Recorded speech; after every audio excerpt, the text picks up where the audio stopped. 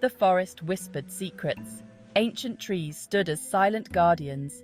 Sunlight struggled to pierce the dense canopy. A group of hikers ventured deeper into the woods. They were experienced outdoorsmen, familiar with nature's capricious moods. John, the de facto leader, scanned their surroundings. Beside him, his wife, Mary, adjusted her backpack. The other hikers, David, Emily, and young Sarah, followed close behind. Their boots crunched on fallen leaves, the only sound disturbing the eerie quiet. The air grew heavy, thick with the scent of damp earth and pine needles. The sunlight, already weak, seemed to diminish further. A strange stillness settled upon them. Even the birdsong ceased. John paused, sensing a shift in the atmosphere. He couldn't shake the feeling that something was amiss. He exchanged uneasy glances with Mary. They continued their trek, their pace slowing, their senses on high alert. The forest held its breath. It was as if the woods themselves were watching, waiting. They came upon a brook, its clear water gurgling over moss-covered stones. On the opposite bank, a figure sat motionless. It was a young girl, no more than 12, her blonde hair cascading down her back. She wore a pristine white dress, a stark contrast to the dirt and shadows of the forest. The hikers exchanged puzzled looks. "Hello?" John called out, his voice echoing strangely in the stillness. The girl didn't react. She sat perfectly still, her gaze fixed on some distant point beyond the trees. Cautiously, they crossed the brook, their steps crunching on the gravel. As they drew closer, the girl finally turned. Her eyes, large and blue, held a strange, unsettling light. They seemed to reflect the forest's gloom, holding ancient secrets. "Are you all right?" Mary asked, her voice soft and concerned. The girl's lips moved, but no sound emerged. She only stared at them, her gaze unwavering. There was something about her, an otherworldly aura that sent shivers down their spines. "What's your name, sweetheart?" David asked, squatting down to her level. The girl remained silent, her gaze flickering from one face to another. Her silence was unnerving, amplifying the strangeness of the encounter. She seemed out of place, a fragile porcelain doll amidst the rugged wilderness. "Where are your parents?" Emily inquired, her voice laced with concern. The girl offered no response. John noticed something peculiar. Despite being alone in the woods, her dress was spotless. There wasn't a single tear, stain, or smudge of dirt on it. It was as if she had materialized from thin air. He couldn't shake the feeling that something was deeply wrong. The girl's silence, her ethereal beauty, the pristine dress, it all felt unnatural, unsettling.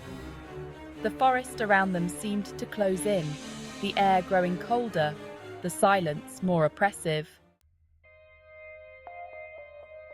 With no information forthcoming, the hikers found themselves with a dilemma.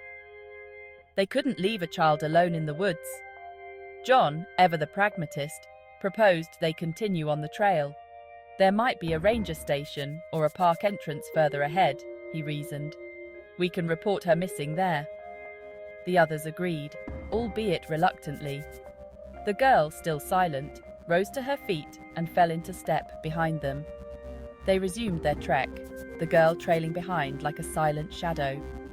The forest seemed to press in on them, the trees looming like spectral figures. The silence was broken only by the crunch of leaves underfoot and the distant cry of a crow. The girl's presence added a surreal element to their already unsettling situation. She walked with an unnatural grace, her bare feet barely disturbing the undergrowth. It was as if she floated just above the ground. As dusk approached, they stumbled upon a clearing. In the center stood an old oak tree, its gnarled branches reaching out like skeletal fingers. Beneath it lay the remnants of an abandoned campsite, a tattered tent, a rusted lantern, and a half-burned log in the fire pit. It was a scene frozen in time, a snapshot of a story left untold. "Looks like we're not the first ones to find this place," David muttered, his voice hushed. John examined the site. The campsite looked like it had been abandoned in a hurry. Supplies lay scattered as if dropped in haste. The tent was torn in places, its entrance flapping in the wind.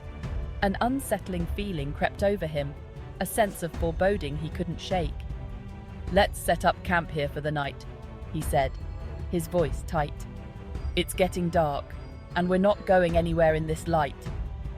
The others nodded, their faces etched with worry. The girl, still silent, stood by the oak tree, her figure barely visible in the gathering gloom. As darkness enveloped the forest, the hikers huddled around a hastily built fire. The flames provided little comfort against the encroaching darkness and the palpable tension that hung in the air. They had tried again and again to engage the girl, but she remained unresponsive. She sat by the oak tree, her figure illuminated by the flickering firelight, her eyes fixed on the dancing flames. The eerie silence of the forest was broken only by the crackling fire and the rustling leaves. Every snap of a twig, every hoot of an owl sent shivers down their spines. They took turns keeping watch, their eyes constantly drawn to the girl by the oak tree. Her presence was a constant reminder of the strangeness of their situation. The forest seemed to hold its breath, waiting, watching. Even the stars above seemed to dim, as if obscured by an unseen force. Sarah lay awake, her eyes wide open. The events of the day played on loop in her mind. The strange girl, her silence, the unsettling atmosphere of the forest. It was all too much for her young mind to process. She tossed and turned, unable to shake off the feeling of unease that had settled in her stomach. Suddenly, she felt a presence beside her. She held her breath, her heart pounding in her chest. Slowly, she opened her eyes. There, bathed in the pale moonlight filtering through the trees, stood the girl. Her eyes, usually a piercing blue, glowed with an eerie light. Sarah was paralyzed with fear, unable to scream, unable to move. The girl leaned closer, her breath warm on Sarah's cheek. Then, as quickly as she appeared, she was gone. Sarah sat bolt upright, her heart racing, her breath coming in ragged gasps. She looked around, but the clearing was empty. Only the sound of her own breathing broke the silence. The first rays of dawn pierced through the dense canopy, painting the forest floor in dappled light. A new day had begun, but the unsettling events of the previous day still lingered in the air. John was the first to notice that the girl was gone. "Where is she?" he asked, his voice sharp with alarm. The others looked around, their faces etched with confusion and a growing sense of dread.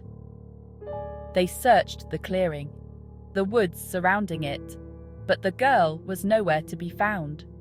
It was as if she had vanished into thin air, leaving no trace of her presence except for the chilling memory of her eerie silence and unsettling gaze.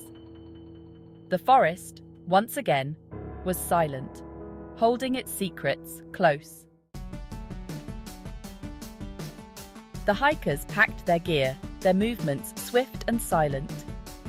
The weight of the girl's disappearance pressed heavily on their minds. They had stumbled upon a mystery, one that defied explanation.